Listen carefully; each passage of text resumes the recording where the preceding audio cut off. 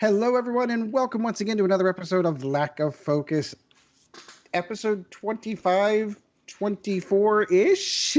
No, it's actually episode 24. I am your host, Ed Horne, and alongside me tonight, our producer extraordinaire, one Mr. Kris Sheriff. Kris, how's it going, my friend? Good, thanks, Ed. And my opponent and nemesis in Magic the Gathering, one Mr. Sean Dorcy. Sean, how's it going, my friend? Very good. How you doing? I'm good. I feel like we were just talking yesterday. It seems that way, doesn't it? Because we were. Okay, so obviously we had a little bit of a flub up with the schedule with the way things happened last week. Of course, we ended up trying to get at least a minimum of a game out for you, and that was kind of episode 24. So we're going to kind of do a redo of episode 24 and kind of cover the stuff that we're supposed to cover for our regular show. So on the docket tonight, of course, we've got some Wave 5 stuff. I've got games played that I can talk about, which is going to be amazing. And of course, we have a bunch of listener questions that we posted up on Facebook that we're going to answer. So we're going to just keep rolling throughout the show. This is going to try to be a quick one, quick for us. So there, no breaks or anything like this. We're just going to kind of roll into games played. So I know, Kris, you and I have quite a few, but Sean, I don't want to disparage the fact that you may have games. Let's go in your direction first. Do you have any games you want to discuss over the last couple of weeks? Not in the last 2 weeks. I was busy doing a couple other things and just physically not capable on the other days. So this has been a dry 2 weeks for me. I plan on getting some in next Saturday with my son when he comes over. So I'm on that outside looking in on the games. Yep, no, understood completely. I've been there plenty of weeks. All right, Kris, so I know you have way more to talk about than I do. Why don't I kind of let you go in on yours? Because I know minimum you have one game to talk about that I can key in on at least. I think so. We played a game, which We was did. where my thing would start up. So I'll save that for you, and then we can have a bit of a back and forth on that one. But basically, I'll run over the premise of the list I was running. So like doing the Poe Dameron and 3 A-Wings. And I've changed. Deceivingly difficult to kill, anyways. I'm undefeated with that archetype at the moment. I think I've played 4 or 5 games with it now, and it's pretty flexible. I'm enjoying it. I've been running Poe, Lulo, Tally, and then Zari. I've stuck with Zari. That pilot hasn't changed, but like the upgrades have. I dropped some of the heroics down and tried. Isn't that a shame? Well, I I'm still convinced that it's not really worth it. So we might as well go into it because we're going to keep cross-pollinating on conversation. So yeah. obviously, if you checked out the previous episode, which should be up on YouTube, because we're kind of in a confluvel trying to get things together, we decided we're just going to throw together a game on Vassals. So of course, I was trying out the Fat Han list, the new and improved, revised Fat Han list, and of course, I was playing up against this list. I'm still convinced that the Fat Han list, there are some legs to it. I just had no luck, and B, you did a really good job in turn 0 with keeping the rock spread out so that Han's ability wouldn't proc nearly as often. But even whenever you land A-Wings on a rock and I'm firing at them at range 1, no hits. Oh, Han, I added one A-Wing on a rock once. Okay, yep, this is true. Don't you make it sound like I did it all the time? Oh, no. That was just in the opening exchange. And from that point forward, I was chasing that A-Wing literally all game. Yeah. Handing you, I guess I should probably kind of go over the list. I should probably pull that up now that I'm thinking about it. Give me 1 second. This is so unprofessional as I pull this up. I'll just cover off my list then while you do that. So I had Poe Dameron with R2 Astromech, Black 1 title, obviously the configuration, and then Heroic. I had Lulo Lampara with Heroic and Crackshot. I had Tally with Heroic and Crackshot. And then I had Zari with Heroic and Squad Leader, I think. I'm pretty sure I never actually used Squad Leader, so it was quite irrelevant. Maybe once. Yeah. And then after that, it didn't matter. Yeah. But it was an interesting... Because my original plan was I wanted to drop the last A-Wing for Resistance Transport when that comes out, but it's all points dependent, so we'll have to see. So it's kind of like a placeholder for that. Yeah. So of course I was using what is his name? The guy that won the UK Nationals. It's not even Nationals. Jack Mooney. That's it. So I was basically using a carbon copy of his list, and if you haven't heard it, of course it's Han Solo with trick shot, Luke Skywalker, Kanan Jarrus, R2D2, engine upgrade, and inertial dampeners. Of course, this is leveraging the fact that FFG ruled that indeed that Kanan Jarrus does interact with inertial dampeners, so you can pull the stress off, and R2D2 can at the end pull off and add the shield, so you can almost do it indefinitely. The other ship, the only other ship in the list, of course, is Jake Farrell, who's running Lone Wolf and Outmaneuver. And unfortunately, whenever you hand Kris Jake within the first 2 turns, literally 2 turns, this first engagement. Yeah. Yeah. My mistake, of course, I think in that game is, and we had talked about it post game, was that I had sent Jake in one direction and Han in the other. And you're like, all right, well, if I'm going to take Jake, I'll just take Jake. And then it leaves my entire list against Han, which was the right answer. Yeah. In a future game that I'll talk about later, I kind of kept them a little bit closer and trying to be able to, have his innate ability of passing focus tokens to Han. That's the whole reason why he's there. Yeah. Here, hold this focus. That's his whole purpose in life at that point. So losing Jake early obviously meant it was a 4-on-1, and I don't know how many red dice I threw at one A-wing that just never died. Yeah, well, never getting so my entire plan was I placed as many of the rocks on my side of a table as I could, and you kind of bought into that because you put one in the middle, which is pretty much where you're going to start with Han anyway, placing the biggest thing in the middle. So I dragged where you wanted to be onto my side of the table, and then went as fast as I could forwards to engage you on your side of the table where you didn't have any rocks.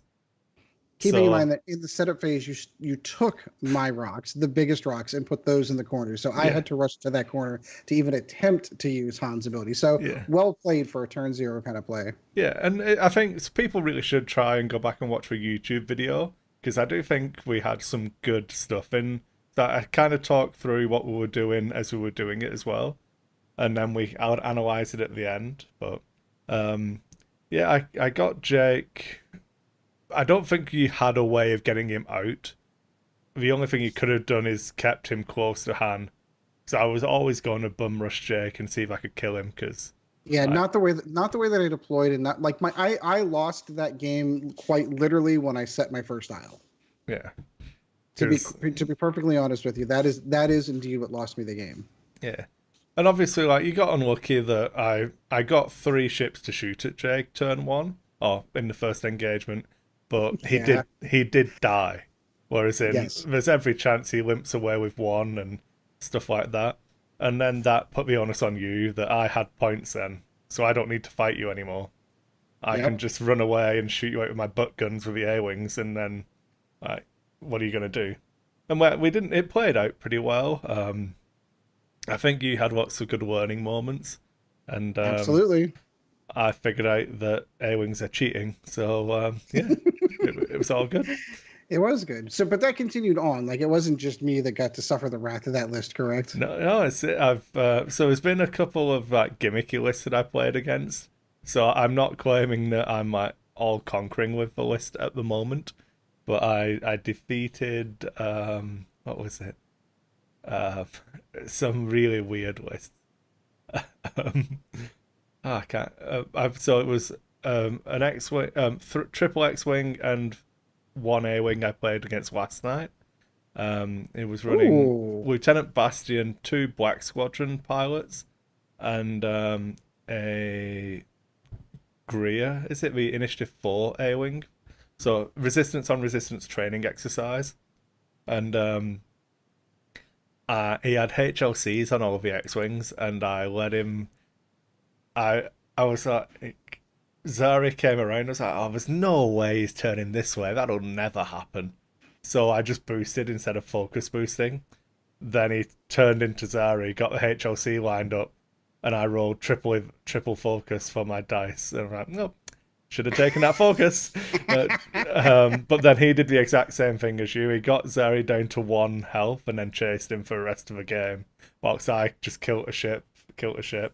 And I didn't. I gave up half points on Zari, half points on Wulo, and that was it. And that's pretty much been the tale of it. People chase Poe, and then you just like, okay, I'll slam away this turn, regen, I'll go again and regen, and look, you don't even have half points now. That was fun for me. I'm glad you put all that effort in. Let the A-Wings kill you.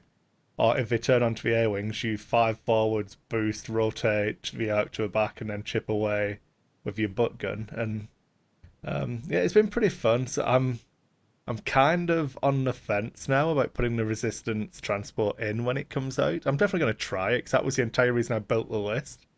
But having the 3 A-Wings is just cheating. They're so good. Yeah. They need to go up in points. Like, we'll have to do...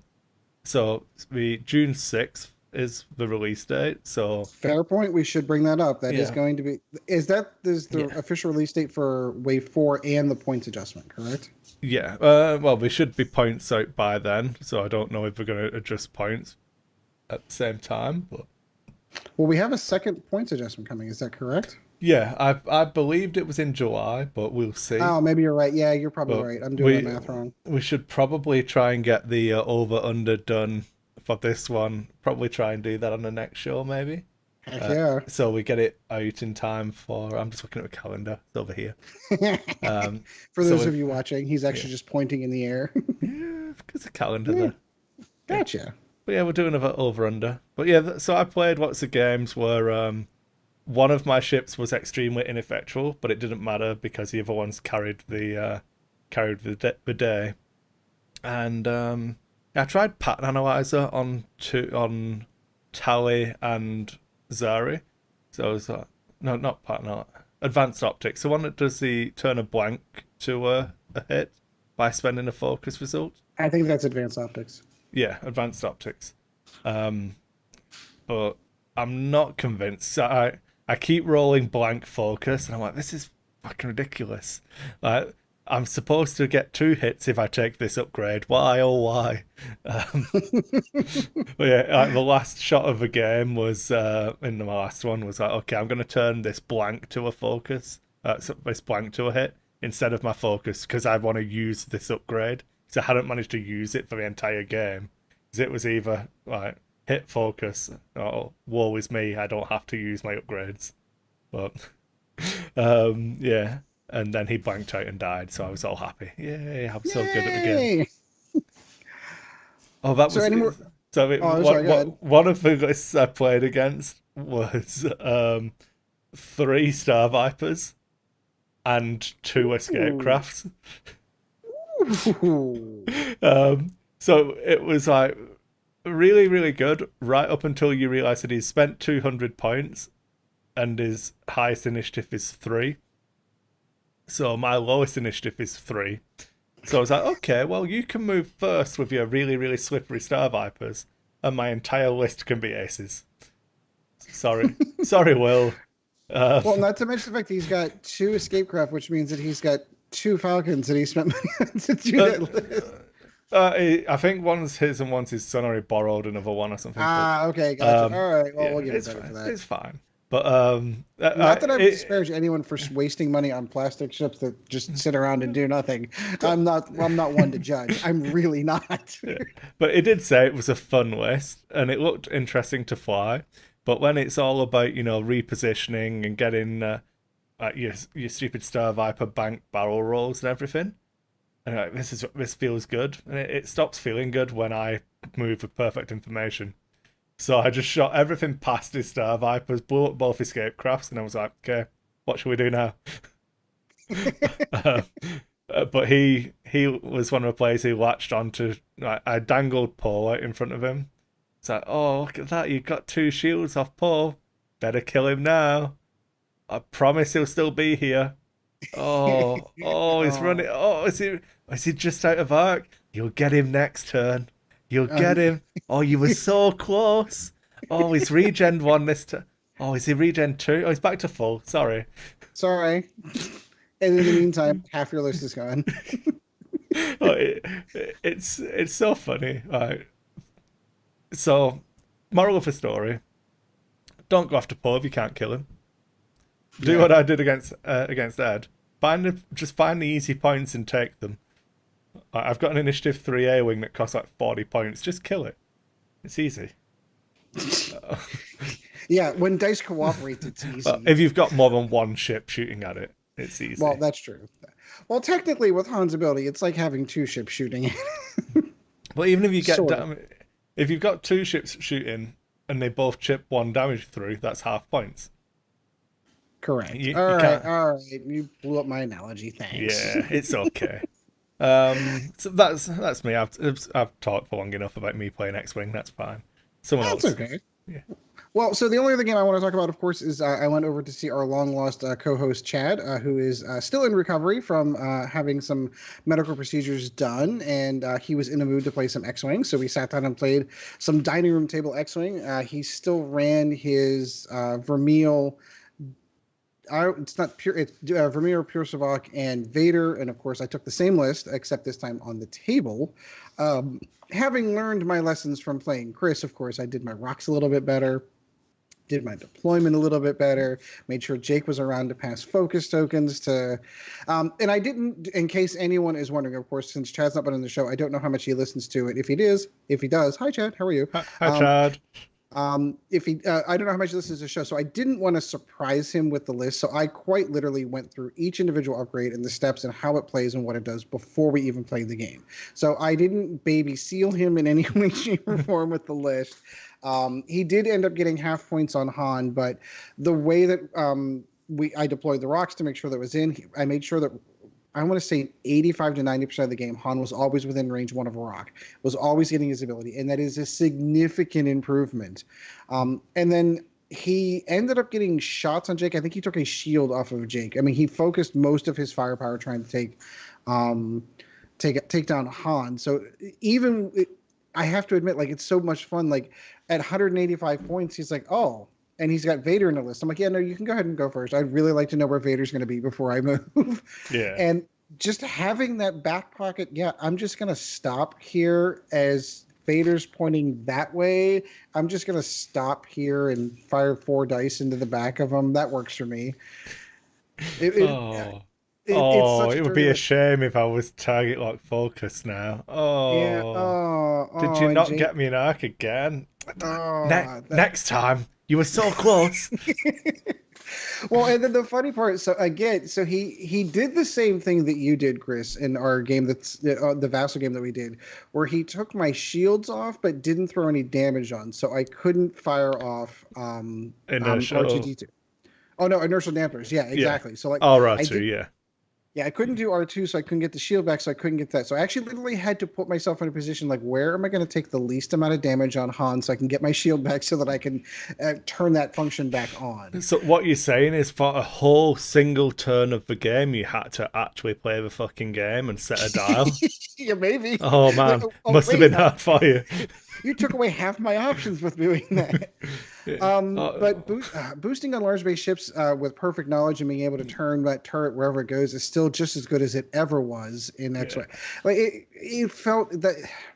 It's why I genuinely didn't understand why nobody ran it. Like I get that Luke Skywalker was expensive, but it's so good. Yeah. It's so good. It turns out spending a lot of points on a ship that doesn't give up points is actually a good plan. Yeah. So the only thing I will take note of is that the addition of Kanan on even if you're not using his ability, which I only used a handful of times in that game, just that extra force point sitting on the ship, like, okay, I can spend 1 to turn the turret and I still have 1 to soft modify dice. It's so good. It's so good. So I totally get the list. I think I flew it much better. So I know we had talked off camera about having an additional game maybe this week, maybe on Monday. I think I'm going to give you another run for your money on this one. Now that I've got a little bit of experience under my belt. I'm not going to say I'm going to win a game, but it was nice to actually win a game of X-Wing for once. It was really nice. Oh, I'm pretty sure you can beat me. Well, I might try and get the TIE Swarm out, or I'll go back to a Separatist Swarm and let you dance around that. Oh, that'd be so much fun. That sounds like a great game, actually. Yeah.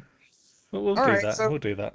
That was games played. We're going to just keep on rolling. We're going to roll into the news. First thing, of course, in case you didn't watch the gameplay one, the late, great Peter May, who passed away in the time between our last episode and this one. It was actually kind of striking conversations at work, and you began to realize how many of the main cast Star Wars have passed away. Obviously, Sir Alec Guinness is gone, Carrie Fisher, Kenny Baker, and now Peter Mayhew is gone. So that cast of characters that I grew up loving and knowing and loving is quickly dwindling. So, of course, the initial episode title, which we'll save for next one when we really technically pay tribute to Mr. Mayhew, we'll do later. So that obviously had happened, and Grumpy Cat died. I mean, how what's come to the Grumpy Cat passes away? I don't know how I can handle it. And he was only 7. Only 7. It was a young kid. It was a young, great before his time, and so like so many bright stars in the world, he was taken early from us. I'm not a cat person. It's that I empathise with people who are cat people. I understand your pain, but the number of people I heard talk to me about this cat. It's a cat. It doesn't love you. It pretends to love you while there's food around, and then it's done. I have a cat. I've always considered myself sort of cat persons until I got dogs, and then I'm like, oh. Yeah, the unconditional love of a dog because they're too stupid to know anything. Exactly. Yeah. But I empathize with cat people. Sorry, go on.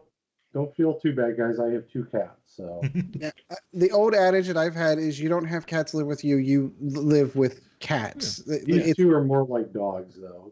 They beg for food. They don't leave me alone like they should, and it's kind of nuts. So. Mine looks at my cat has resting bitch face. I don't know how that's possible, but she does. So obviously it's a different experience having a cat in the UK to having a cat in Canada. Because if I have a cat in Canada, you can't let it outside because like a cougar will come and fuck that shit up. Holy crap! Yeah, I thought about that. They will just get dead. But in the UK, like we used to have cats when I was growing up, and like. Oh, well, I've not seen the cat for like 3 days. Oh, yeah, oh well, it'll be fine. It'll come back. It'll be hungry eventually. Yeah, it just like come round once it wants some different food. It's fed up of catching rats or whatever. Yeah, not being able to let them out of the house. I don't know. I'm not a big fan of the indoor cat where you like have a litter tray. It's like I'm gonna store your poop on the floor in my kitchen. That's where I'm gonna choose to store your poo. So. Secondary bathroom downstairs. That's right next to the laundry room. Yes. That's where we keep ours. Yeah, no, I grew up in farm country, so like I grew up with just letting the cat out the door and they come back a couple of days later. Yeah, I totally understand that. That's kind of what I grew up with. Yeah, there's like bylaws in Cochrane, the town I live in, that you're not allowed to let your cat outside and stuff. Yeah, cool, whatever. But it is for their safety. Yeah. All right, this one on a weird tangent on cats. So if you're into it, hey, poor grumpy cat has passed away. All right, so official FFG news. We've obviously seen Wave 5. That was officially announced. We didn't get a date, did we? But we've been able to get pretty good at guessing on when that's happening. No, I think it's on the bottom of the article for the Living Starfighter. It says the 6th of June. Yep. Okay, perfect. Yep. No, you're right. 6th of June. So that is when we will see the full Wave 5. But we did get, of course, an article on the Hyena Bomber. Interesting stuff. There's a couple of interesting new upgrades that are really kind of jumping out to me. But the stats on the Separatist Bomber, which is one of the generics coming in at Initiative 3, it is obviously of 2 attack, 2 evade, 5 hull, has to calculate target lock, barrel roll into a red target lock, and a red reload action. And, of course, has network calculations, which we've known and already seen before. Yeah. I like it. It feels like a V19, but with network calculations. So exactly. I'm getting a new appreciation for how rugged those little shits are. Having 5 health. So it's like an old X-Wing, basically. 5 hits behind 2 agility. That is a good point, yeah. It's not going to just explode. Which the vultures are wont to do. Yes. I'm tired of living now. I'm done. That they do. We also got the Techion or the Techno Union. I'm sorry, I'm looking at the one word. Techno Union bomber, obviously, which is the Initiative 1 version of that. Same statistics as before. I'm literally just clicking through the article and stuff we see. The Bombardier plasma bombardment torpedoes. drone. Plasma What's that? torpedoes. It's the next Oh, thing. I totally skipped plasma torpedoes. So we had them in 1.0. We haven't actually covered exactly what they do. Oh, see, that's where my old guy brain goes. Oh yeah, no, I know what plasma torpedoes are, but no, I've not. Okay, so let's kind of go into those. There are 3 attack dice, range 2 to 3, with 2 charges on them, requiring a target lock to attack. Spend 1 charge token during the neutralize result step. Critical results are canceled before are canceled before hit results. I'm sorry, I'm reading as I'm doing it. After the attack hits, the defender loses 1 shield. So it does something similar. It's very similar to what they used to do. So the important thing to note here is that it's actually the reverse of the first edition card. So during the neutralize result step is when you determine if the attack hits or not. And that is before the deal damage step. Correct. So you cancel crits before hits, which is fine. It means you're less likely to crit with this torpedo. But if the attack hits, they remove a shield before you deal the damage. Whereas in first edition, you used to deal all of the damage, and then if they had a shield left, you would burn the card. That's interesting. So you're guaranteed, if you can hit, you're guaranteed to burn a shield and then deal damage. And if they only have 1 shield, you're in a hull at that point. That's really nice. So if you do get the 3 crit dream, it could happen. Yeah. It has happened in the past. It's interesting because they're kind of making this better for the most part than 1.0's version of this, in my opinion. I think was it not a 4 dice attack in 1.0 though? It probably was, but with this effect, I think it's better than the 4 dice attack.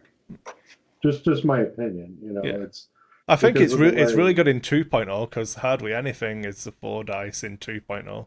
Like you've got protons, but they're like 12 points. So yeah, the question I have, and it's probably one I wanted to ask a while ago and forgot, but did they build extra munitions into all of these munitions? Most of them, like with the charges, you mean? Yeah, Prockets has only got 1 charge. Yeah, and I can see why you would do it with that. But like most of the ones I've noticed, seen, they all come with 2 charges, or a lot of them come with 2 charges. Yeah, this Barrage has got like 5 or something stupid, hasn't it? And I know clusters, or there's quite a few. Charges is really interesting. Yeah. It's like they have a lot of the ones where you can spend charges for additional effects have got more than 2. Right. Because they plan on you using them either as a base shot or you spend the charges to make the shot that you did better. It's a really interesting balancing mechanic that I actually do like. But... Yeah, no, I agree. I do too. I like the fact that they built that in and they made them not a primary weapon, but closer to a primary weapon, and especially, how many rounds are you actually getting in a game? 5, 6, 7 in most games. I mean, that allows them to be that more of an effective weapon in the game than just an alpha strike, single use, or an alpha and then a beta strike with the extra munitions if you're lucky enough. Yeah. No, I definitely like them. I think the 3 die, I don't know that I'd take them on like an X-Wing. I think I'd still, let's be honest, they have to be less points than protons. Yeah, they'd have to be. Protons went up by a lot and are still probably the best upgrade in the game. Barring Moldy Crow title, sorry. Got to get that caveat out there every time. Yep, absolutely. But barring X-Wings, the Naboo Starfighter can take them. So these should be nailed onto Naboo Starfighters unless there's something like really weird why you wouldn't want it. But yeah, anything with 2 dice attack that can. So, unironically, the picture is a K-Wing shooting them. K-Wings would be really good with these because I was just gonna say that. I'll point my turrets to the side, and I'll have these out the front, and now I've got an old-fashioned turret of where are you going to go? Go behind me, I'll drop a prox mine on you. It's fine. Right. All right, so moving on. We already saw energy shell chargers. I still think that those are fantastic. The bombardment drone. If you were okay, so this one actually has its own ability. It is limited to 3 per squadron. Yeah. If you would drop a device, you may launch that device instead using the same tablet. Launch that device meaning it goes out the front, and so, obviously the template is designated on the card for the device for how you drop it now. So generally, things use a 1 straight. Generally. So you can drop it out the front of you. If they have a gunner, a gunner option, you could put bombardier on them and use a 2. I believe in the article it talks about using what do you call it? The trajectory simulator, so you can launch it out with 4 out the front as well. Ooh. But, didn't we have issues with bomblet generators and doing things like that with trajectory simulators before in a previous meta and a different version of the game? Didn't we have that problem before? But I don't mind because he's a droid, so no one cares. It's fine. Yeah. We'll get on to why these are good later, but okay. So it does talk about devices as well, not bombs. Yes, that is an important distinction. Yeah, it is, especially when you can drop Connor nets and proxy mines out the front. It'll be fun. Bomblet generator, I think we have seen before. I'm still not sold on bomblet generator. Me neither. They were good in their days in 1E, but not now. Yeah. Delayed fuses. After you drop, launch, or place a bomb or mine. That's an important distinction, not a device, bomb or mine. You may place 1 fuse marker on that device. Now, I'm looking through the article in the description of what that does. So a fuse marker, it is talked about towards the bottom of the article. Basically. Okay, so if a device with a fuse marker would detonate, removes 1 fuse marker instead, leaving a deadly surprise for anyone flying too close to the next round. So it effectively does what I thought it would do. It delays it for a round. So if you are using a bombardment drone and drop a proxy mine out the front, and then fly through it yourself. Oh. All of a sudden it doesn't proc. Yeah. Because it's got a fuse on it. It's good. That's dirty. Okay, because I was curious, so what purpose would I have for that? I hadn't put 2 and 2 together on that. Yeah, that's the only way you could really launch it with a 1. Yeah. With a 1 template. So. Yeah. Hyenas also come with landing struts. It looks like it's the same. But it is. It's exactly the same as the grappling struts, but called landing struts because it's a different card. Yep. So for all intents and purposes, it does the exact same thing as the landing. Yeah. Okay, excellent. Trajectory simulator, which we've seen. Electron proton bomb. Boy, is this an interesting one. First of all, it requires the reload action. It also takes up a bomb and a modification slot, and it is unique. You can only have 1. Comes with 1 charge. It is listed as a bomb. During the system phase, you may spend 1 energy to drop an electron proton bomb with the 1 template. Then place 1 fuse marker on that device. This card's energy tokens cannot be recovered. Now, do they show what the electron proton bomb does? Because they talk about it in the article if you scroll down a little bit, but I can summarize for you. So for each ship at range 0 to 2, rolls 4 attack dice. You lose a shield for every blank result. You gain an ion token for every damage result, and you gain a disarm token for every crit result. Oh my god! Yeah. What? Yeah. So range 2 of a bomb is just under a quarter of the table type thing. Exactly. It's a big old circle. And Holy cow! No wonder it's unique. so what my friends have been talking about is you take Eamon Azamine, then you take Boba Fett crew, so you can deploy him on a rock, and then the first turn you use Azamine's ability to drop it, and you just like dropped it in front of a squad, and okay, where are you going to go now? You've got 2 turns to get out of this, because you're going to fly into its range and then fly again, and you basically force them into having to rush forwards horribly or suffering the effects. And then my other friend pointed out, it's okay, I'm flying TIE Swarm anyway, so you literally can't do damage to me with this bomb. Oh, that's true. Yeah. Lose your shield. Oh. Ion token. The ion token's kind of annoying, and the disarm token's kind of annoying. Yeah. So at 4 dice, if you take this with your entire swarm, you probably get disarmed on 2 of them, and ioned on like a 6 TIE swarm, probably like 4 or 5 of them. Right. In fact, they should all be ioned, but the horror story is when it's like Hell Runner is the one who doesn't get ioned and has to fly out in front of a swarm. No. It takes you forever to get your formation back in place. Yeah. All right, so that's going to be interesting. And that's the thing. I think it will be interesting. You can only have 1. You get 2 turns to deal with getting away from it. Yeah, it's going to mess people's plans up.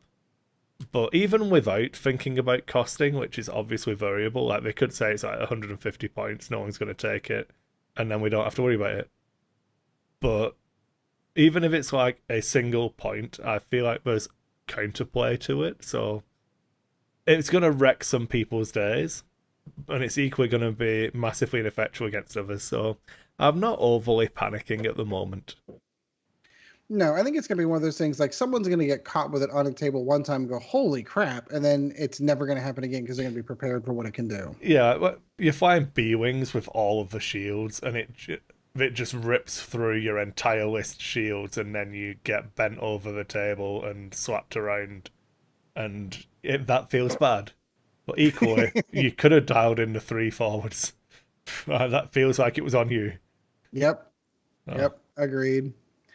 All right, so we get to see a couple more of the generics. The Mancktelow prototype also comes with an ability. While you perform a special attack, if you have a friendly ship with a network calculation ship ability has locked on the defender, you may ignore the focus, calculation, or target-lock requirements for that attack. Now, that's interesting because things like, I don't know, what the electroshell charges require a calculation token. Yeah. That you may not have at that point. There's loads of interesting things I was thinking about. We'll get onto it as we get to my favourite of the hyenas, but there's definitely some synergies getting built in with this network calculation beyond what network calculation synergy obviously is. It's really interesting. You need to get 1 lock and have network calculation. If you can get 1, you should be fine. So, yeah, I'm definitely seeing where. Remember how we had discussed this before? Like, so how does the Separatists look different than the Empire with TIE swarms? And I'm definitely seeing where they're very different and how their synergies are building on top of a completely different mechanic and a completely different way of playing, as opposed to what just a group of the same ship would do. I'm really liking it's giving that differentiation. Like, well, how is this any different than this? Well, here's how, and here's why it's different. The Imperials are a blunt force trauma instrument, where these guys are more of a finesse style. You know, you can play swarms, but there's some finesse to it. And because the dials don't always synergize, it actually makes it a little more difficult than if you were doing a TIE swarm or any type of Imperial swarm that's out there. Like when we speak about the Dionis, this one does actually synergize pretty well with the Vultures. I do feel like you can fly different types of ships now in the Separatists and have them all in a formation if you want to. So we didn't do a dial, did we? I was just gonna say we hadn't covered that. We can do that at the end because I was gonna speak to the dial. So yeah. All right, we'll save it for the end. I was gonna say I actually pulled it up and looked at it. So they do in the article. They do talk about barrage rockets because obviously with that ability you can ignore the fact you need a focus which you physically cannot take. Oh, but I still feel like energy shells are the better choice. Because I agree.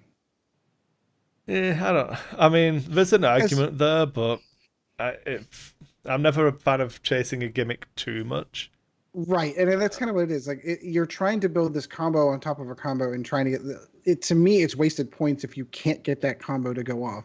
And one of the things that feels bad about list building is I spent points on this and never got to use it. And if you're building it, that you're already going in with the intention of building a situation like that in, I'm a little iffy. I would just rather go with the energy shell tokens and charges and go with that. Yeah. Although we do have the Diamond Baron missiles for another 2 missile occupying thing. So first of all, how many ships can actually take that? We'll get to that later.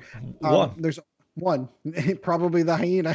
Exactly. So K-Wing, Bomber, and Punisher. I think if you do a munitions platform for the assault gunboat, the TIE Avenger, there's a good number of ships, but it is a limited card that you can only have one of, same as the Electron Proton Bomb. So. Right, exactly. So we're looking at 3 attack at range 2 to 3 with 3 charges on it. Requires a target lock to use. Spend 1 charge token.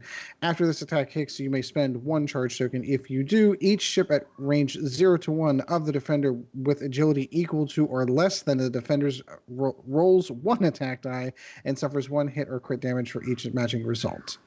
So it's like a splash attack?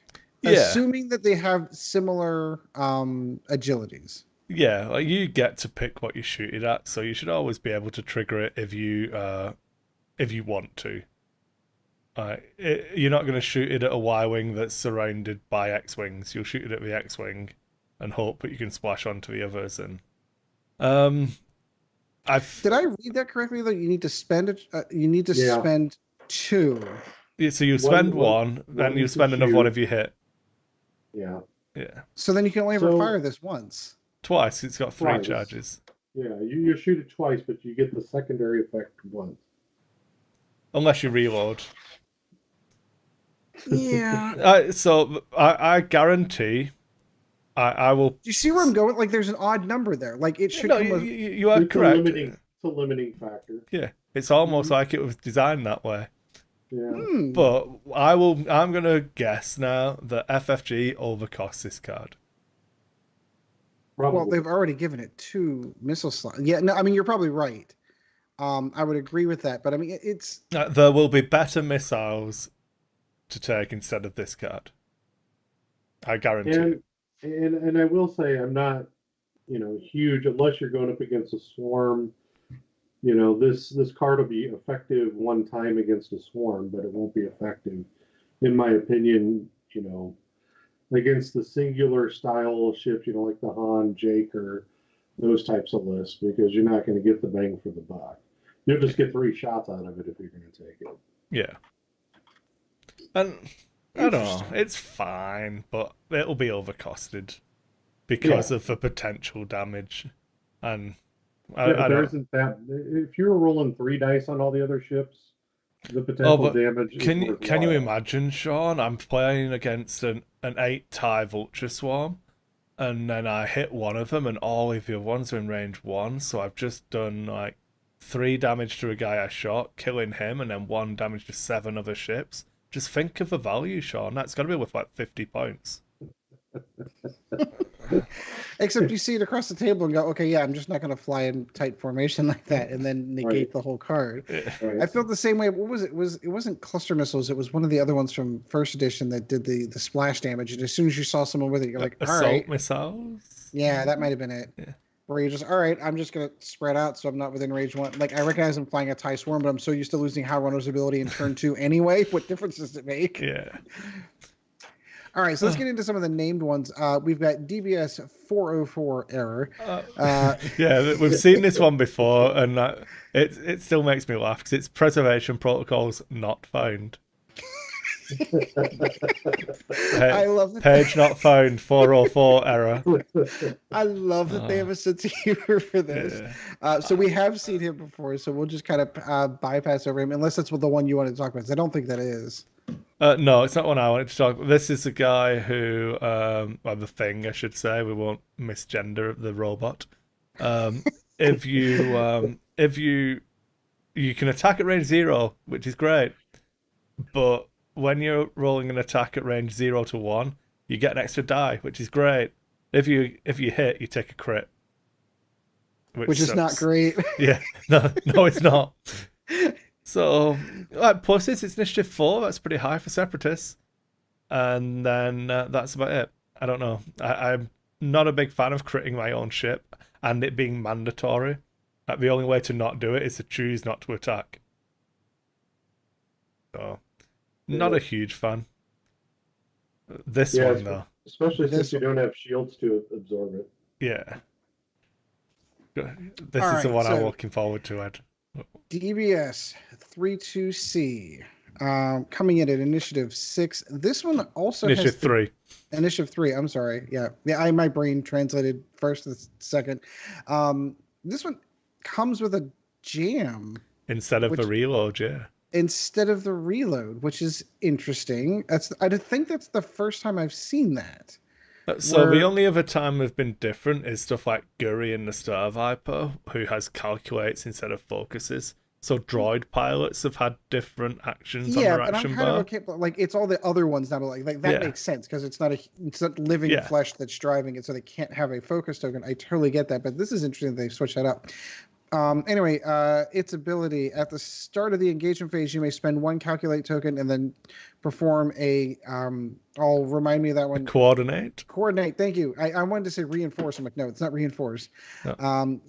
You cannot coordinate ships that do not have the network calculation ability. Interesting. So that is really fascinating. So, but when's the start of the engagement phase? You say so. Effectively, initiative infinite. So if I've got an initiative 1 ship that really wants to get a target lock, so the rest of my initiative 1 ships can use their upgrade that let them fire missiles with focuses that they don't have focuses for, I could just get the target lock from this guy, and it doesn't matter that you were a higher initiative and moving after me, so I was out of range for target lock when I moved, because I now get it. And yeah. It's almost a better Atani Mind Link. Yeah, this is my favourite of the pack. And it does talk about the fact that this one will be able to equip a tactical relay as well. So I may be dropping Wat Tambor as criminal as not having Wat is. I mean, DBS 32C. It depends. It depends on the points. We'll have to see because Watt's pretty efficient at that one. And then we of course. Oh, go ahead. Was fairly expensive because I was running Soulless 1 on him as well. So it won't be as rugged. It won't have the 3 dice attack, but it's if you can leverage the support aspects of this ship, because you can do a lot. Like if you're running Kraken, you can carry a calculate token through. You can jam off the tokens with his action, still spend your calculate to coordinate somebody else and get weird and wonderful efficiencies in there. Or you can get a new solitaire. Oh yeah. We can talk TA 175. Yeah. After a friendly ship at range 0 to 3 with a calculate token on its action bar is destroyed, each friendly ship at range 0 to 3 with a calculate token on its action bar gains a calculate token. That's interesting. So this one, I personally feel, makes the Initiative 1 Vulture Swarm viable. Yep, exactly. Yep, exactly. I think this is if you're running Initiative 1 Vultures, this is better than Kraken. Because, spoiler, they have to shoot somebody and they probably want to kill it. So you can spend all of your tokens trying to keep one ship alive, and it finally dies. Oh, surprise! Everyone's got them again. Because it's not perform a calculate action. You gain the token. Right. Yep. So they can be stressed. Doesn't matter. They're still getting it. And then you get to launch off all of your energy shells because they all have calculates again. That's pretty disgusting. Yeah. So if you think about it as a direct replacement to Kraken, assuming it's 10 points, which is pretty expensive for Kraken. I was running it with 7 ships. So you kill one vulture, so I get 6 calculate tokens back, which can then be spent again by everyone because we're all in a big block. So, and that's cumulative too. So if they take out 2 droids, everyone else is picking up 2 calculates. Yeah. But what it means is you can spend your calculate tokens freely, and then you'll be sad because your ship did not explode. Right. Oh no, you didn't kill anything. Ah, this game's terrible. You're not killing my ships quick enough. Almost like they're disposable. Yeah. And I really like because anything that makes the option to not shoot something a potential choice is broken, because not shooting something is always the wrong choice. Right. Almost always the wrong choice. There's always going to be that one person who comes up with the perfect storm of, oh, then you wouldn't shoot. Yeah, you're right. Well done. But if you choose to never fire, you don't win the game. In my guess, this will probably cost 6 points. Oh, if it does that, it'll No, definitely. I'm just saying. Oh no! I don't disagree that you're not correct on that. You probably are, but if that is the case, it'll definitely not Kraken out. Yeah.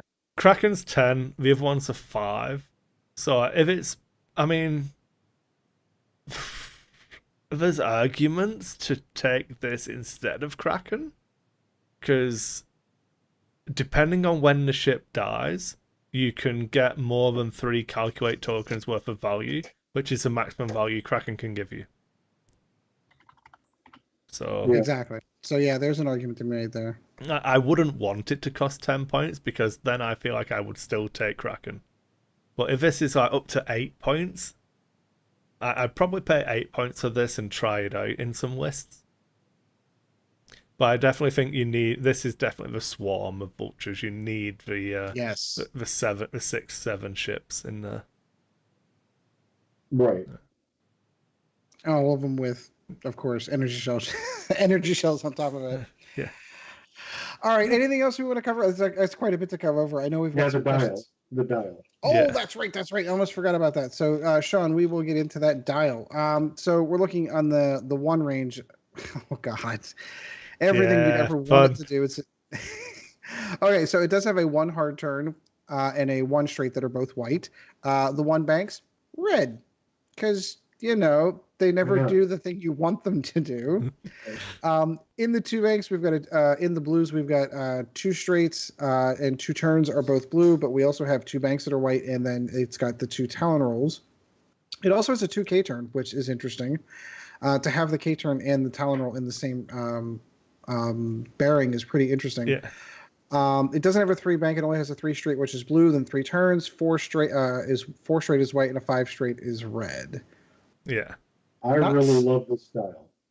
I'm glad you do, because I'm not seeing a lot of blue on that dial. Well, you don't need the blue. It's the fact, number one, if you can lose a ship and get a token, you don't need blue. Yeah, you can be stressed and still get that token. Be stressed and get a token. That is true. The other thing is these are kind of like a lesser powered B-wing, but if you're using them for bombs or using them for whatever, I like this. Talon rolls, K turns at 2. That's a night fighting. That is fascinating. 1 hards and a 1 straight. And it now that you have the 2 Talon rolls, it's a fast ship now because it turns around quickly. It gets back into position quickly. And then of course the other abilities that they have, if you're using the what you call it, the wings on the thing, you can land on rocks. Yeah. Not be affected. The thing I really think people will struggle with when they get it on the table and not realize is the lack of that 3-bank. Yeah. Correct. But I think that's where the 2 Talon roll comes into play, though. Yeah. Where it's, to me, the Talon roll is similar to a bank, but better because it's a repositioning. I know it's a turn, I understand that. But the concept of it in my book is it's a lot like a bank, but that 2 Talon roll, giving up the 3 banks for 2 Talon roll or a 2K to me is pretty good. Yeah, I think people underestimate the 3-bank as a maneuver because every ship previous to this has pretty much had one. Right. So I'm really interested to get it on the table and see how much I suffer from not having it. But I use a 3-bank probably more than I use a 2-bank. I landed Zari on a rock in our game. If I'd done the 2, it would have been fine. Exactly. Well, so I'm already looking ahead. So it has turns in every bearing. Yeah. All of them at minimum of white. Yeah. Right. I am a huge fan of the 2 blue turns. It used to be like the knife fighting kind of ship's like base move is like going to be the do turn that's going to blow off the stress and then go off from there. Yeah. And I was looking at its ability. The only thing that it can do as far as positioning wise though is the barrel roll, but just take afterburners, it'll be fine. Yeah, exactly. As I say, there are upgrades you could take if you want to get into it to make it a little bit better than that. The other thing is that if you're dropping fused bombs, you're going to want to kind of change your position so the turns are better anyway. Yeah. And the Talon rolls are better when you're, dropping with a fuse, especially because you can completely go a different direction at that point and then leave them to have to deal with you coming around on the wraparound on the second turn. So, especially if you're taking the delayed fuse upgrade, you can. So I believe this would work, but if you drop a bomb out of the front, then do a hard 1, and then drop a bomb out of the back next turn, you can double stack your bombs. Just have them stacked up right there like Easter eggs. Go ahead and find those, buddy. Yeah. Can you hold this? Oh, and this. That's awesome. All right, so that lack of the 3-bank. That is, you're right. I don't know. I'm gonna have to go back and look at some dials to see. You're right. I don't know that any other ship that doesn't have that 3-bank on there. All right, so that's gonna cover the news. We do of course have listener questions that we were gonna kind of burn through. So Kris, again, I've not cheated, so I've not looked. I'm gonna leave this to you. So it's a shame that Chad isn't on, and obviously that Chuck isn't on, because not an X-Wing question, but what happened to your Warhammer podcast? Why did you hate Warhammer, Ed? Why? It's not a question of what. So what ended up happening? I got super excited. Loved the game at first, and then people broke it. And I think that then you realize that it takes 4 hours to play a game. Well, that I'm used to that. I'm okay with that. So in the early days of the latest and greatest edition of 40K, the game was great, and then people started figuring out the Imperial Soup kind of meta builds, which was just taking all these independent characters in the center that all overlapped on top of each other. And because the Imperium is the Imperium, and I can take ones from the Iron Fist, and I can take the ones from the Crimson Fist, and I can take the Dark Angels, and I can intertwine all of them all at the same time, and they all have these abilities that they're sharing. It just became a ridiculously stupid list that you couldn't beat. Because they're independent characters, you couldn't. My point being is they took a great premise that I thought was a good idea, and then people broke it. Now, it's my understanding that the they players ruined it. Yeah. What's that? The players ruined it. Absolutely. And I will still give Games Workshop full credit. They're aware of the problem. I think, unfortunately, they've painted themselves into a corner, and I don't know how they're going to get out of it. I know they're working on trying to get fixes. I believe the game has improved, and that they're coming out with that many books and that quickly that the meta evolves all the time. So I think Imperial Soup is still a thing, but it isn't the same as it used to be when you were playing. And yeah, I don't Well, know. I'd like to know how they fit, because I think it's a fundamental problem. I always thought that in one of the chapters of proofs, all they would have to do is a simple rules change. If you're Crimson Fist, this affects only Crimson Fist. And if they would prevent, all right, this is me, old and crotchety, I'm not going to lie. This is me going back to the days of whenever, if I played Dark Angels, I played Dark Angels. I didn't play Dark Angels with Pedro Cantor and Mountain Marnie's Calgar in my list because they're not fucking Dark Angels. I play Dark Angels. So why can't, like, I also didn't have a detachment of Imperial Guard sitting in the back to cover over, like, here's a 50-man blob to fall over my Psyker that's sitting in the corner. You didn't do that. You know why? Because I played fucking Dark Angels.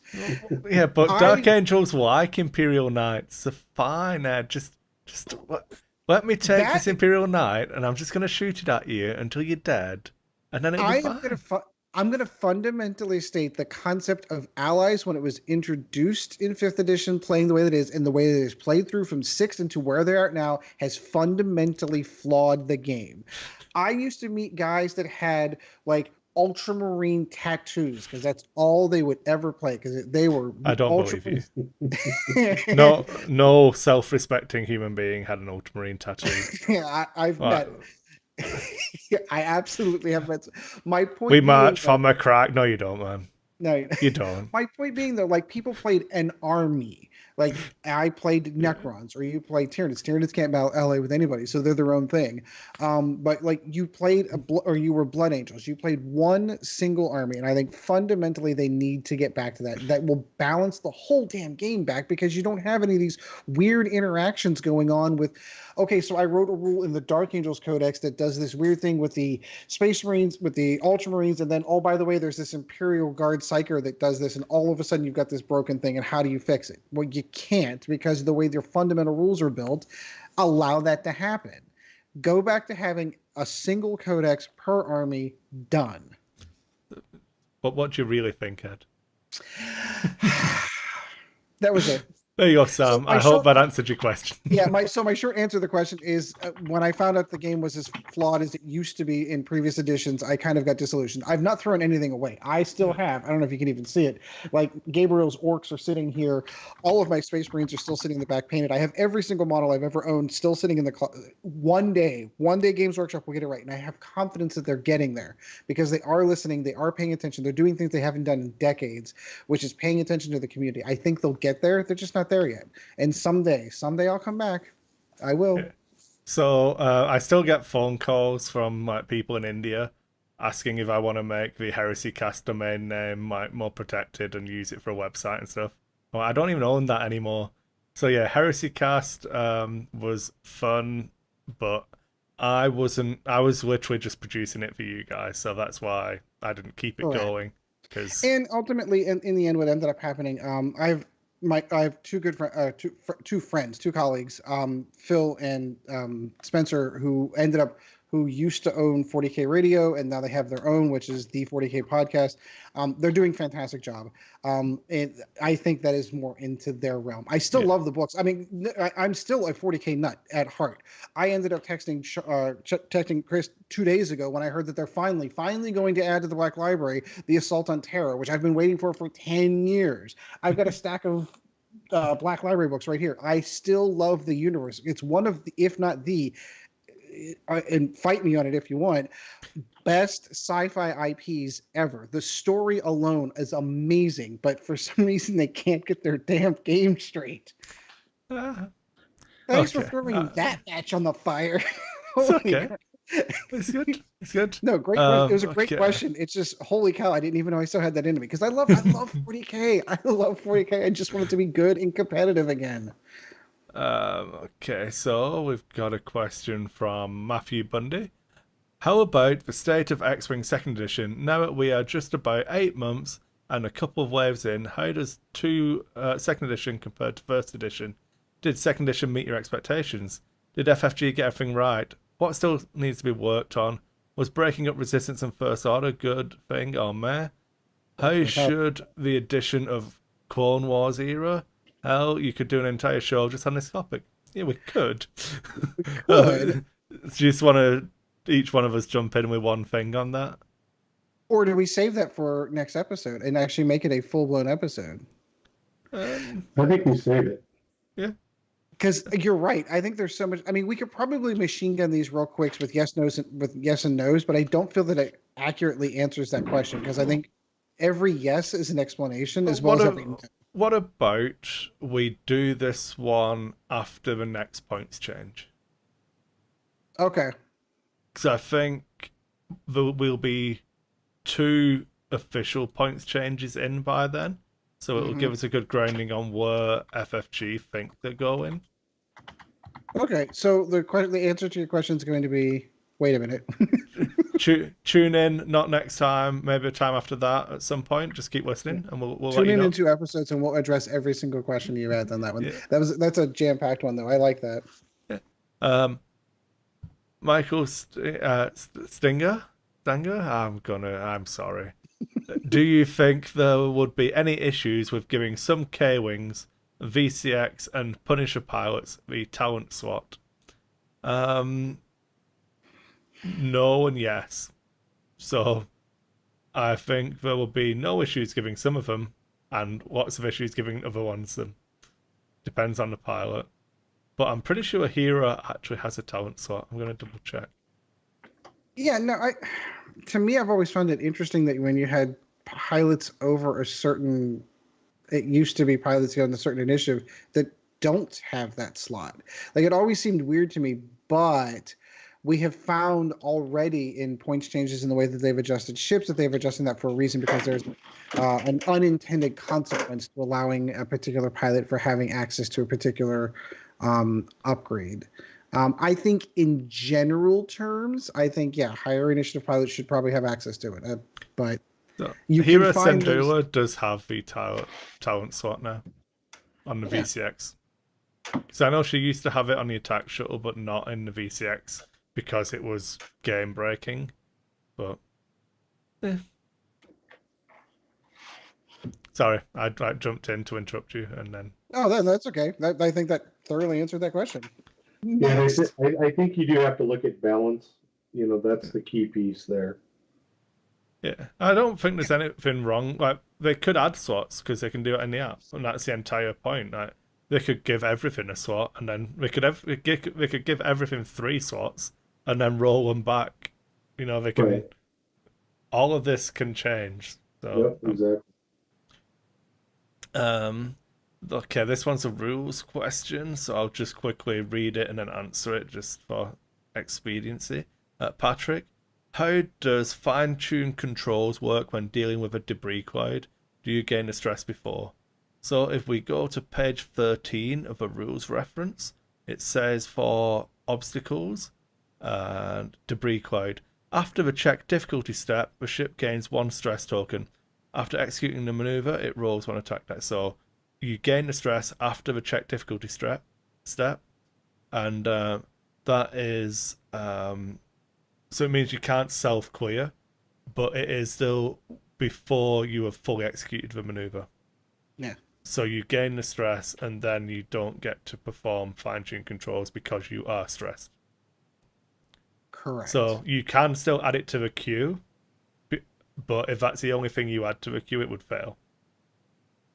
So if you've got like Anakin, obviously can clear stress after he fully executes.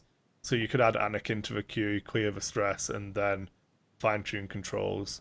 That would be fine, but you gain the stress beforehand in normal circumstances. Okay, Chris Hunt. Best guess about Resistance Leia or most funny?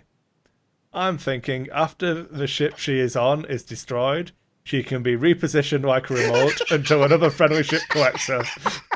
That's exactly what I was going to say.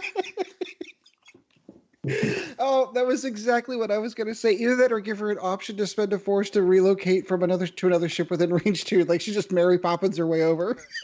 I would guess that she does have force, and that I would imagine 1 token probably max. Well, all of the crew only. We've not seen a crew yet that adds more than 1 force token. Oh, fair argument. So, yeah, I'd say she'll be a force user for ability. I don't know. As long as it's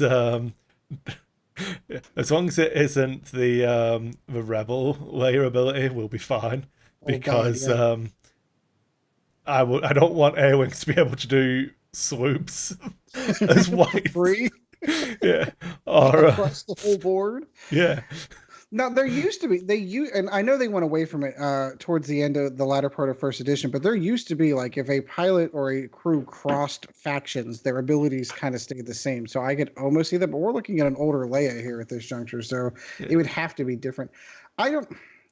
Some of the how do I want to put this to words? I'm trying to find the proper words for this. In first edition, you could genuinely see the feel of what that character did, at least in the first couple of waves, in their ability. And then it started becoming, yeah.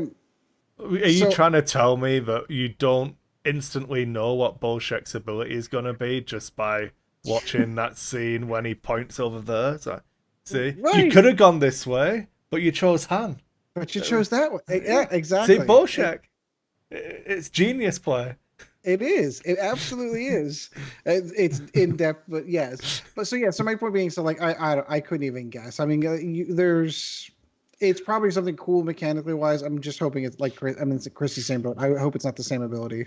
I have a feeling that it's going to be something either dealing with focus or, giving some type of inspiration to a pilot to be able to do something. Yeah. It's going to try to fill a gap somewhere in the list. Right. Because, she's kind of that leader, inspire situation. Hard to say. And, she could be just as plain as just giving the ship a force point, too. Who knows? Well, that's what you take most of a force-using pilots for. Their crew for. Like, their abilities are secondary to, more force points. Right. Okay. Harrison Sharp, how do you feel about the announcement that Worlds and Grand Championships will be extended? Pretty sure we had like a really, really long episode on this where we all ranted. We may have gone off on that one, yes. I've calmed down since then. Yeah, I'm less bothered now. I understand it. I don't really care. I still think hyperspace is a more balanced format, but do what you want, man. It's their game. I don't know, but I'm more meh on it than I ever was. So, not to skirt the question, because of course we did get into a really long discussion of this one. I think it is my personal bias to have wanted to see hyperspace be it. To that is X-Wing. That extended was a nod to the players that still had older ships, but if you're starting X-Wing now today, hyperspace is it. So my personal bias, that was mine. That's what I wanted X-Wing to be. It's not, and that's okay. To me, then the question becomes is why in the blue hell separate the two anymore? Well, because ships that are that are hyperspace legal are also legal in extended, and the argument, of course, being, well, new players can't get into that. Well, then tough. Yeah, right. I'll let you go, Sean. I'm still not happy just to this effect that there's fewer extended tournaments that get people to Worlds than there are hyperspace. And that's where I will kind of leave that one. If you're going to do it, it's their game. They do what they want. I am biased in the same way that Ed is. I was hoping X-Wing would be the hyperspace style, and then extended is the legacy style. Yeah. But Kris is right. X-Wing is the extended game, and hyperspace is a variant. So, yeah. But when it comes to Worlds, because your qualifiers are mostly hyperspace, I was hoping that it would be hyperspace, but I get why. You have a broader field, broader potential for lists when you do the extended. I still go back to my default question. If you're going to if Worlds is going to be extended, then why separate the two? So I don't mind that so much. I would back you up in so much as the premise of hyperspace when it was announced was that it's a new player friendly format. So why Cynthia fell in it? You can't buy him. Well, yep. So it's not new player friendly, and I still can't fly all of my ships. Right. So, but to caveat, hyperspace changes on June 6th. Because they change it every time a new wave comes out. So right, yeah, it gets bigger, you know. Yeah. But so it gets, does it get bigger? Or will it take some ships back out once you add these ones in? We literally don't know. So yeah, I don't.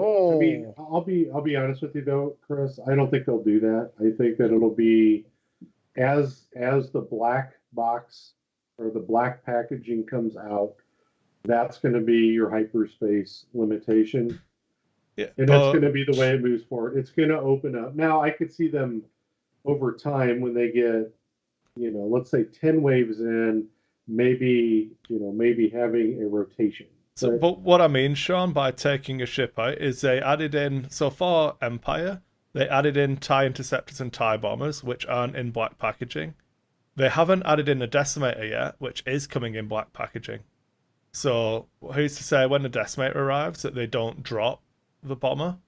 Because they wanted more ships available, but they didn't have enough of them in hyperspace to hit the numbers they want.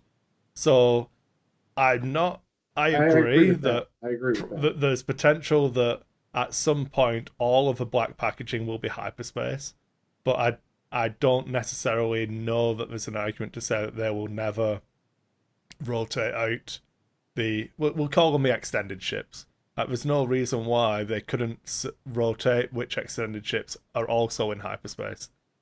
So yeah, no, I'm with you on that. At the minute, I think it feels a bit bad, but I can't say it'll feel bad after June 6th. I can't say it'll feel bad after the points change in July. So, well, and we can't say what's going to happen like a year and a half from now, because as new ships keep getting added, they're all falling into both categories. So as the library of ships that are extended only dwindles, eventually they're just going to merge as the same. I just don't know that I agree. If that is the plan, if that is indeed the plan, I just don't know that I agree with the execution. Yeah. And there's arguments as well for, like, if you only have one format, that the app starts to be less and less meaningful. The tools you can use it for, like you've got all of this investment of time and energy into the app, and it's gonna be less necessary because you only have the one format. So I personally would like it if there was always some form of restricted format and the open format. And I don't care if that's what they name, and once every ship's out, you have open X-Wing and restricted X-Wing. I would be happy with that. But we'll see. I don't know. The question I have, though, are we going to see every ship, extended ship in hyperspace? I mean, that's yeah, exactly. But I mean, that's where I come back to when it comes to the two. Will we see a Hawk? Will we see, and probably will, but will we see some of these ships that were pulled from the deep, dark recesses, of the Legends, lore? I would have gone to bat for us not seeing a lot of them, and then they brought out the Decimator before the Lambda. Yep. So I was right there with you. Well, I don't know. That tells me we're going to see it somewhere. Yeah. We're going to see it somewhere in a story somewhere, whether it be a new movie, whether it be a comic book, whether it be a book that comes out, we're going to see the Decimator existing somewhere. Okay. No space cow. So we have one final question from Scott Weasel. I'm not sure if you guys have watched it, but I'll go anyway. So care to revisit opinions on Resistance, since we have a full season now? So he's talking about the Resistance cartoon. Did you watch that, Ed? I know you not seen it when it came out. Okay. I'm not gonna lie, I have not. I do intend to get Disney Plus whenever it comes out in the summer. I'll be able to play catch up. November, I think. Okay, November. Whatever it is, doesn't matter. Pretty sure it's launching with The Mandalorian as well. I'm gonna say because I'm gonna get the Mandalorian, I'm gonna get the entire Marvel universe, I'm gonna get everything that they're gonna do for because obviously Disney bought the Fox, so the new Aliens, whatever they're doing, that property is gonna be on Disney Plus as well. Like I'm in, I'm totally in. And when I get and then let's not forget Clone Wars season 7. So yeah. I will play catch up in November with Resistance. Yeah. I wasn't a huge fan of the art style. I know you said that it was, so I'm going to actually kind of lean on your opinion on that one because I genuinely don't know. I watched the first two. I watched the first 2 episodes, and for me, it was really difficult to grasp what it was. I'm not the fastest person when it comes to TV and movies and things like that. Trying to grasp what the concept is of it. Rebels was different, where you kind of knew because you had a feeling of it. You had that feeling. Where I thought they did a really good job with Rebels. Yeah, Clone Wars, you had a good feeling from season 1 all the way through, even though stories weren't the greatest in that one, but you knew what it was about. You knew stories weren't the greatest, and continuity wasn't the greatest either. Yeah. Right. Pulling a Firefly is never a right choice. Release your episodes in the order that they're supposed to happen, so you can follow the story. Yeah. Right. So I'm like Ed. I'm waiting for Disney Plus because the mouse needs my money, and everything in the world will be on it. Plus Hulu is also going to be there too. Since Disney now owns that too. So they you're bought them for the streaming properties. That's why, you guys have a source, really. Actually, I don't think I think they bought them for the live TV, to be honest, because that gives them a live TV plus all of their property. They combine that into Disney Plus. Dissolve Hulu, make it Disney Plus, and which will frustrate me because I get Hulu because I have Spotify. It's free with you have Spotify. So, but I'll tell you this: I don't ever look at a Star Wars property and say this is crap from the beginning. It's just I didn't catch on; it wasn't grabbing me. But when Disney Plus comes out, I'll watch the whole thing, and I'm sure I'll get hooked because it's Star Wars, and you're going to get new, And I don't care. And I'm different than you when it comes to the look. If there was a look that I didn't like, it was the Clone Wars look. But I didn't care. At the end of the day, I didn't care. Yeah, I could see that. That did take me a little bit to grow on me. So I'll be honest. Every cartoon they've done since Ewoks and Droids, I've struggled to get into the art choices. But it's just different choices. It's fine. At the end, I've always been happy with them. So I'll do a quick thing with no spoilers, seeing as you two plan on watching it. You can spoil me all the. I don't have emotional. I've never seen Endgame, and I already know everything that happened in Endgame. So. Yep, I'm okay. I'm okay with spoilers too. Because I'm still gonna watch it, so it doesn't matter. Okay, exactly. So basically, it isn't about anything. It's very loose. It's definitely a kid show, which is obvious. It doesn't have the adult subplots. I still enjoyed it. I'll watch it again all the way through because I didn't watch it on TV. I watched them all on my iPad when I subscribed to it through the Apple. So I just bought the series, and then every time I did an episode, it comes out. The story's solid enough once it gets going, but it meanders a lot. So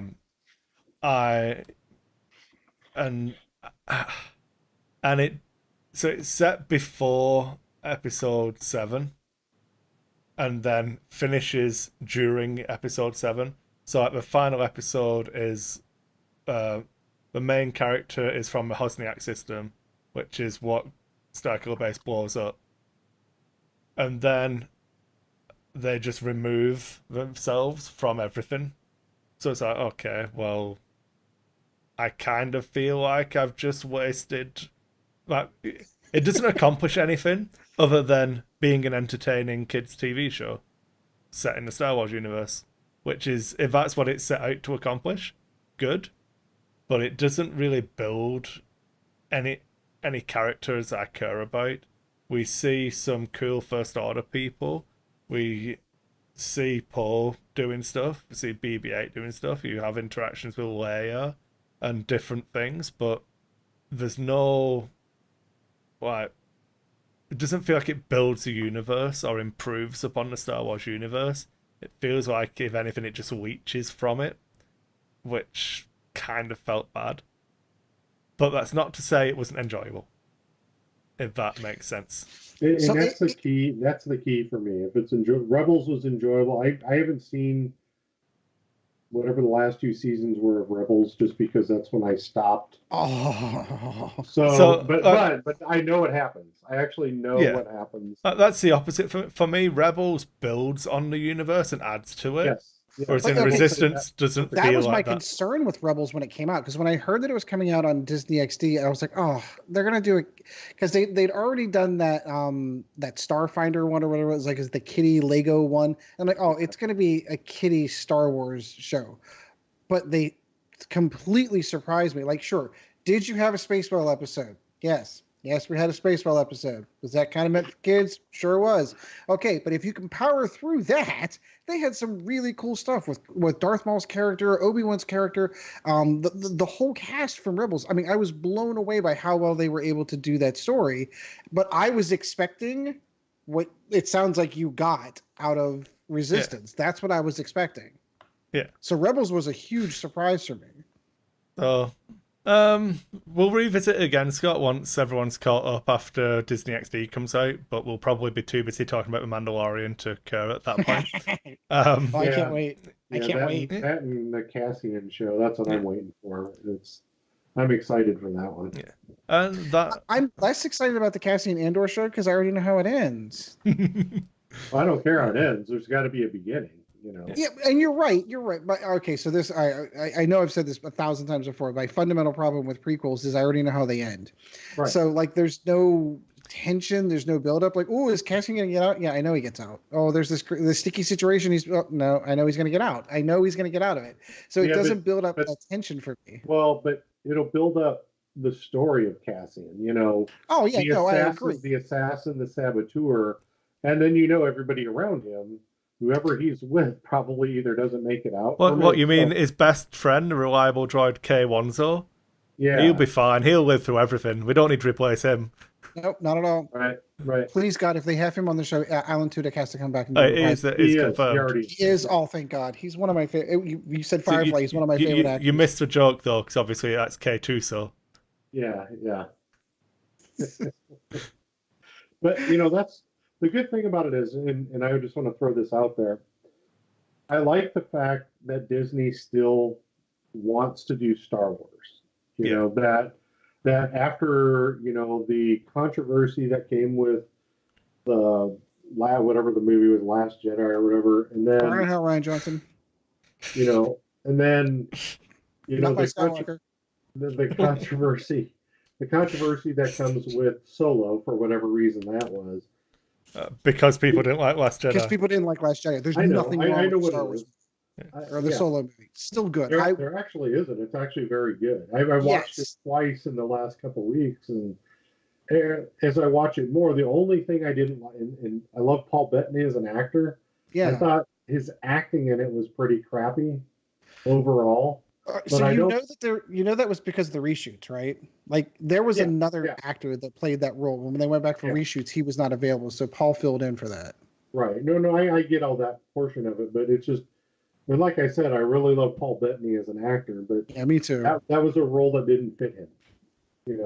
Out of all the choices, out of all the Star Wars movies ever, that's really and truthfully my only true complaint was just his character, but it's still good, Because I loved it. It took two of my favorite actors of all time and put them in the same movie. Woody Harrelson and what I lost the name. Why am I losing it? I want to say Louis Gossett Jr. It's not. It's who played Saul? Oh no, I'm thinking Saul. That was Rogue One. Never mind. But it brought Woody Harrelson into the Star Wars universe.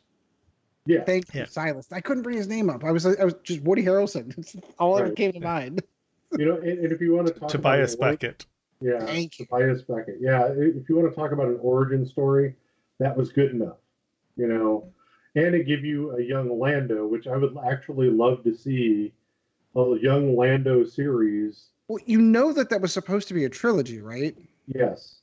So I'm gonna buy Last Shot, the Han and Lando novel. I've not got it yet. I just finished reading Star Wars Allegiance. Oh, So, nice. so if you want this copy of Allegiance, check out the Dice Out YouTube channel and watch a book review. I'm giving away this first edition copy. Oh, Yeah, there you go. Easy. Plug. plug. Okay, I think that's all the questions anyway. I was gonna say because we were in a rush doing like a fake episode, we didn't add something to a prize pool for this month, so I'm just gonna throw a load of stuff. So this one is for the Patreon. We do a draw every month, and some lucky person will win a Paul LaRue Lando event card.